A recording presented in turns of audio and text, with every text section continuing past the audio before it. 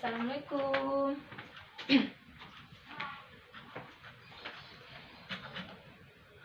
Selamat pagi semuanya.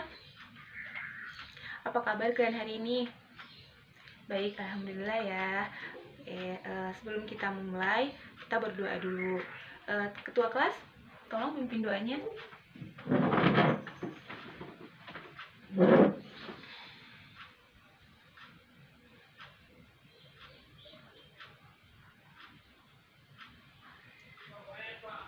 Ibu absen dulu ya.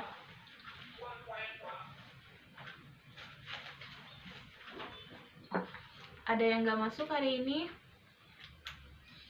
Nifa. Ada keterangannya. Ini suratnya. Nifa. Ada lagi? Udah, Nifa aja. Oke. Mudah-mudahan Nifa cepat sembuh ya, biar bisa masuk dengan pelajaran. Oke. Nah, gimana? Udah siap untuk terima pelajaran hari ini? Siap pastinya. Sebelum kita memulai, Ibu mau minta tolong lihat samping kanan kiri kalian. Kalau ada sampah, tolong ambil, buang ke tempat sampah dulu. Biar kita juga enak memberikan materinya dan kalian menerima materinya dengan nyaman.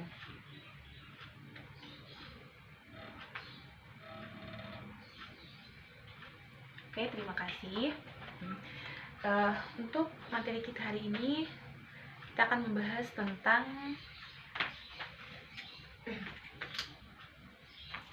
keunggulan dan keterbatasan dalam permintaan dan penawaran.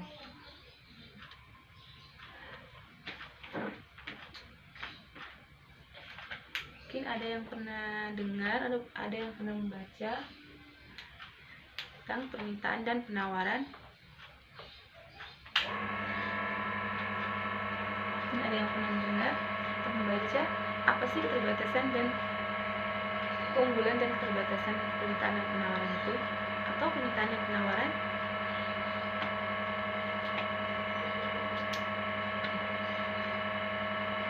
Permintaan untuk memenuhi kebutuhan bisa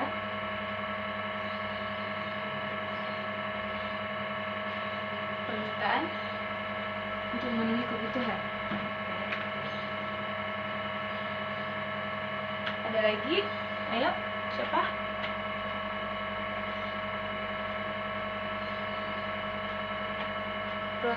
Produser.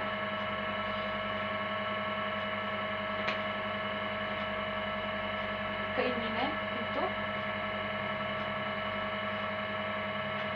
membeli sesuatu. Oke, boleh. Ada lagi mungkin yang ingin menambahkan? Udah, itu aja. Nah, bicara mengenai keunggulan dan keterbatasan dalam permintaan dan penawaran itu sendiri, kalau kita membahas tentang permintaan dan penawaran, pasti ada kaitannya dengan manusia, ya kan? Kebutuhan manusia. Nah, manusia pasti memiliki kebutuhan dan keinginan yang berbeda-beda. Tentunya, gak mungkin manusia memiliki, misalnya kamu sama teman kamu memiliki kebutuhan yang sama, pasti berbeda dong. Jadi teman kamu ingin beli ini, kamu yang ingin beli ini, ingin makan ini, pasti beda-beda. Seleranya juga beda-beda, tipenya juga beda-beda, pasti ya. Tidak mungkin sama. Kalau sama cuma sebagian atau sebagian kecil lah yang sama, nggak mungkin semuanya sama. Nah, bicara tentang pasti memiliki kebutuhan yang beda-beda. Nah, keterbatasan dan keunggulan apa aja sih? Apa sih yang berkaitan dengan keterbatasan dan keunggulan? Nah, kita akan memberikan contoh sedikit untuk keterbatasan dan keunggulan. Sini kita akan melihat yaitu misalnya di desa dan kota.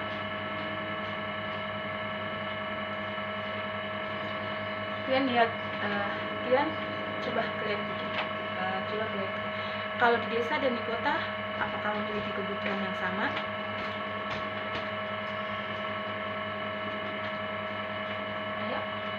di desa sama di kota memiliki kebutuhan sama, gaya hidup yang sama atau berbeda?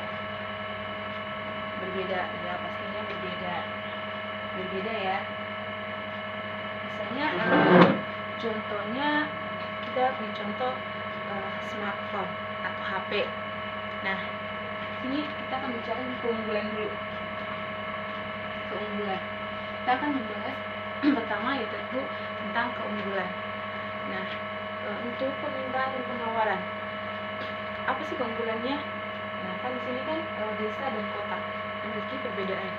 Perbedaannya itu pasti permintaan di kota terhadap HP semakin lebih tinggi daripada permintaannya di desa. Mengapa? Karena di desa kalau seandainya anak-anak muda atau anak yang sekalian ini nggak memiliki HP juga ya aman-aman aja, maksudnya nggak terlalu ribet. Kalau nggak punya HP juga ya udah nggak apa-apa nggak punya HP. Kalau di kota misalnya kalau nggak punya HP pasti bilangnya kamu nggak punya HP pasti kamu nggak gaul, ya kan? Nah disitulah unggulannya, ada perbedaan dalam permintaan. Jadi permintaan untuk membeli HP itu di kota lebih besar, ya lebih besar karena produsernya, karena konsumennya lebih tinggi, ya kan, permintaannya lebih tinggi dibandingkan dengan di desa. Tapi apa keunggulannya? Itu terbatasnya apa sih keunggulannya?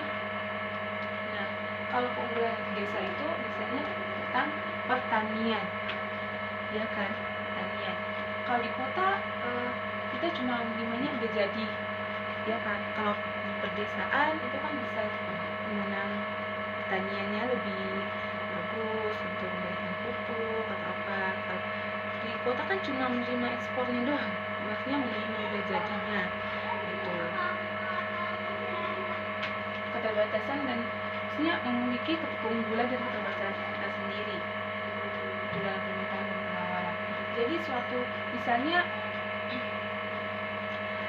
di kota membutuhkan lebih banyak kayak bawang putih sama bawang merah atau kebutuhan yang lain lah, misalnya ada cabai, itu kan kota pasti memiliki kebutuhan yang lebih tinggi tuh.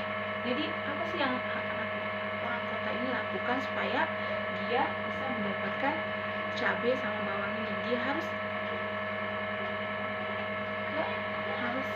membeli atau mendatangkan dari desa yang memiliki penghasilan cabai atau bawang tertinggi. Misalnya di desa dia atau di wilayah dia itu memiliki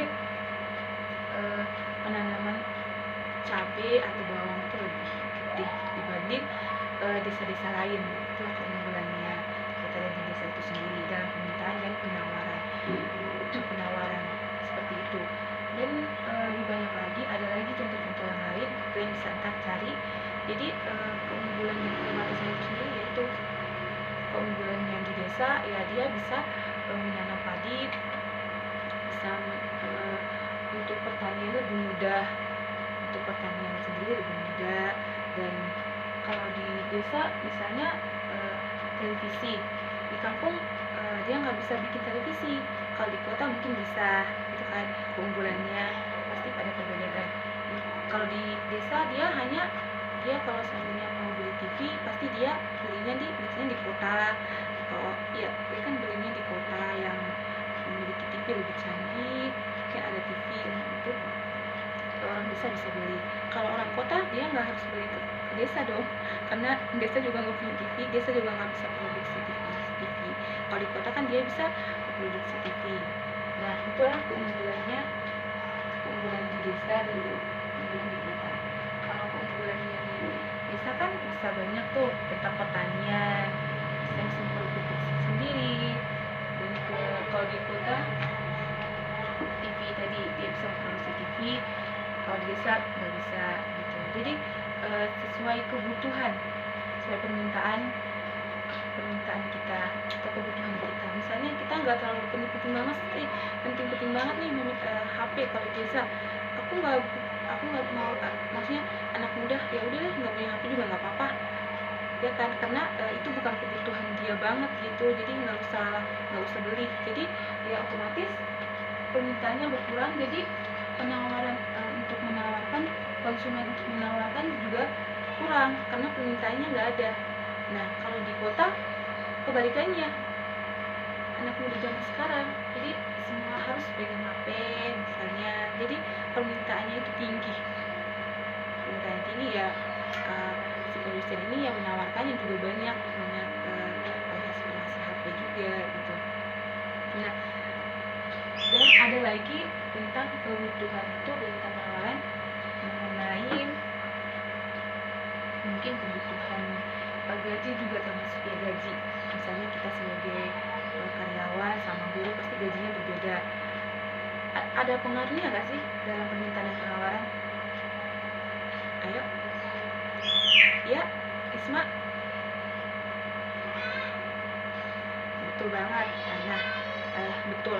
Jadi misalnya Risma gajinya tinggi, pasti gaji aku tinggi nih, jadi aku mau beli ini beli itu. Jadi kebutuhannya itu semakin bertambah gitu, jadi dia mau beli apa.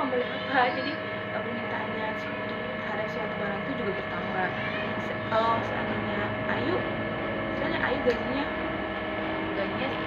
cuma seberapa nih, jadi dia juga mikir-mikir ya untuk membeli suatu barang tuh, kayak ya gaji aku cuma segini, ya udah deh aku belinya segini aja. Dia mau beli tas mahal tapi gajinya nggak cukup, ya udah aku beli yang seadanya aja, ntar aku simpan dulu, ntar baru aku beli, atau ntar gajian berikutnya, atau tunggu harganya itu turun. Karena pengaruh juga harga sama permintaan kan. Misalnya harga tas kalau mahal pasti permintaannya juga sedikit ya kan, permintaannya turun. Kalau seandainya harga tas itu murah, pasti Ayu juga bisa beli dong.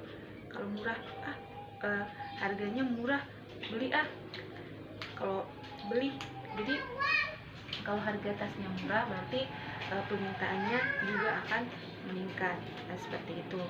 Nah untuk permintaan penawaran ada yang mungkin belum paham atau apa, kalian bisa tanya yuk tentang materi kita hari ini. Mungkin ada keunggulan atau apa yang ingin ditanyakan, bisa.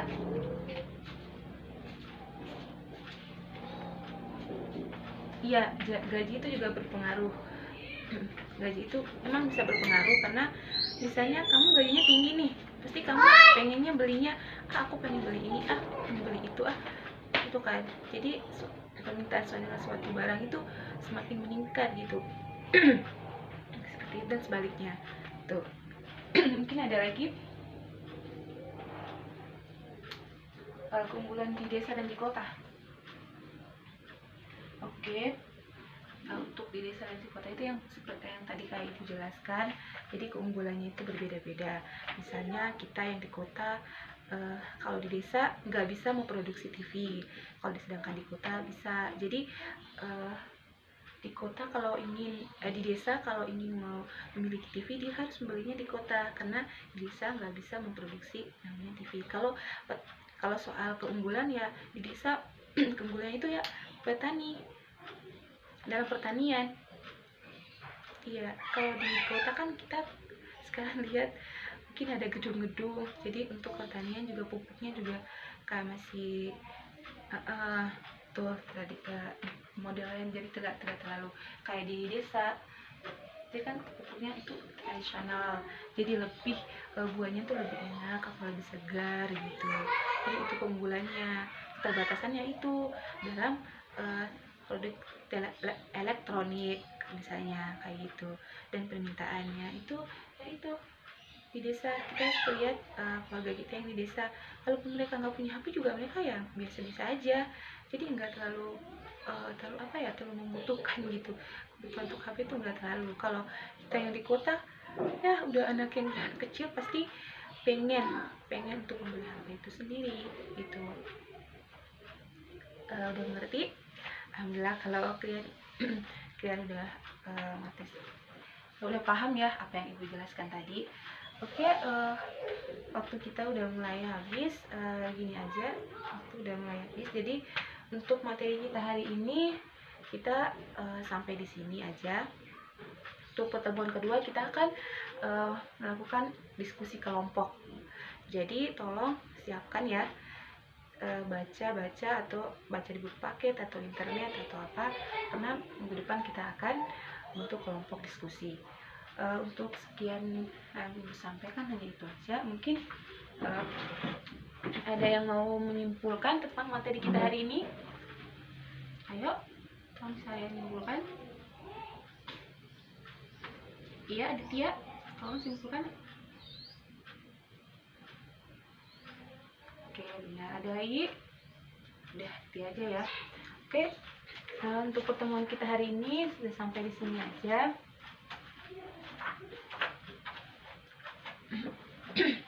Untuk kurang dan lebihnya, ibu maaf ya. Oke, terima kasih untuk partisipasinya.